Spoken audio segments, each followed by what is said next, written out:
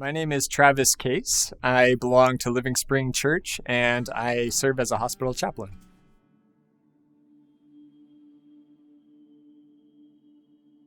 I think one of the things that I love about Living Spring is the invitation to belong before you believe.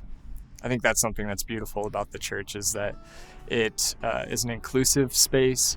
It's a diverse space that invites people just to be on the journey, to not show up ready or packaged or perfected, but just there feels like an open door to just come and journey with us.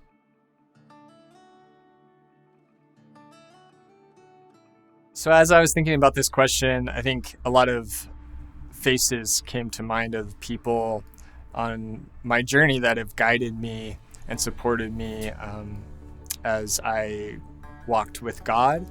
And one of those people, or a couple of those people, were my parents, in making sure that I was always within earshot of Jesus stories and of prayer.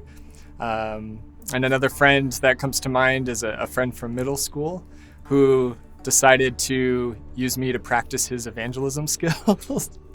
And eventually, these influences came together one evening at a winter camp, where I felt like I experienced God's love and acceptance. And because of all these conversations and Sunday school encounters, I had language for what was happening. And that was kind of the beginning, as a young teenager, the beginning of my journey with Jesus. And it's been a windy path, but a beautiful one overall.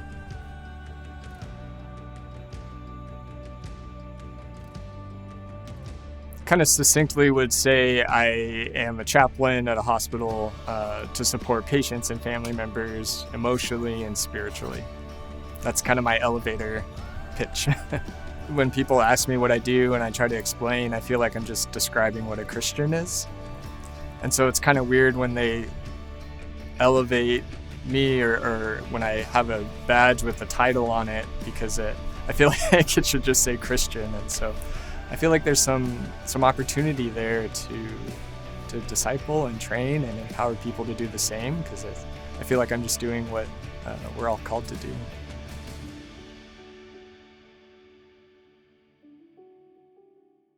There is definitely a uniqueness in doing ministry as a chaplain, and that it kind of feels like a pastoral decathlon a little bit, in that we get to encounter people from all walks of life and all situations, and it just is so sacred to hear these stories that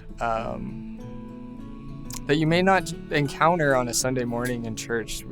And it's a reminder that people have such diverse walks of life and experiences, and trying to find the holiness in the midst of people's stories and see where God's already at work in their midst is really a special thing. There was a moment during the pandemic when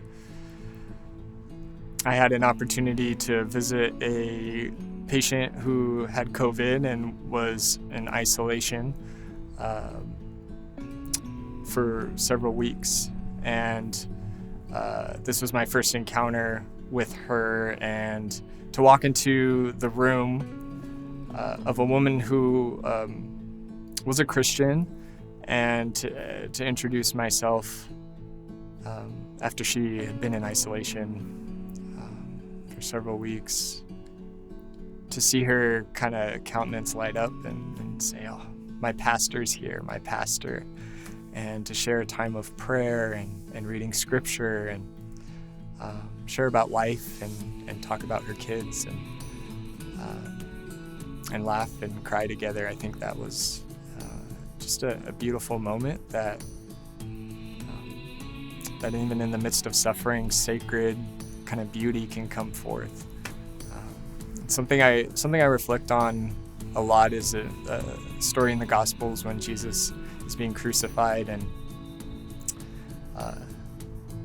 and is dying, and the this Roman guard was watching him die, and he says, truly this is the Son of God. And I think that's so interesting that in the midst of death and suffering, that's when it clicked for this guy.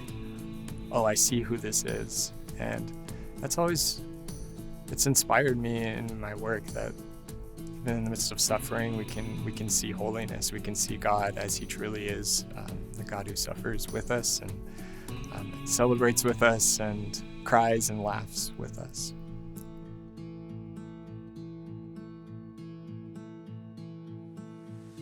Yeah, so my journey towards Free Methodism began when I was in transition. I had a friend who was a youth pastor serving in a Free Methodist Church, and so I just decided to show up and see what it was all about. And it just so happened a couple weeks after I started attending, they had a history and polity class. It's really exciting for a nerd like me. And so I attended and was really captivated by some of these values of equality and justice, and the spirit of ecumenicism in this church that I felt like really resonated with my own values and could impact society and our communities, and I wanted to be a part of that movement.